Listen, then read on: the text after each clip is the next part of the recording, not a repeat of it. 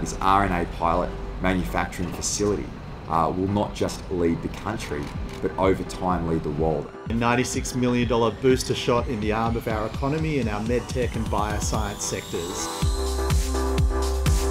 We know that RNA and mRNA technologies are going to be a complete game changer when it comes to bioscience. This is about bringing every New South Wales university together and committing to work collaboratively with the New South Wales government to build a biomanufacturing capability in this state.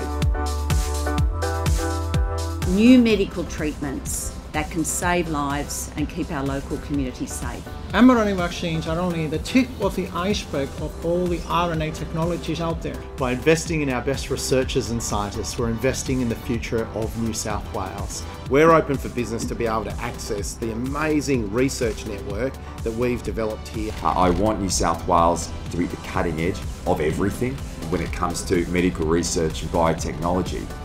This investment today will go a long way in doing that. We are proud to be seizing this opportunity to support this incredible emerging industry, change the way we combat disease and create a highly skilled jobs legacy for the next generation.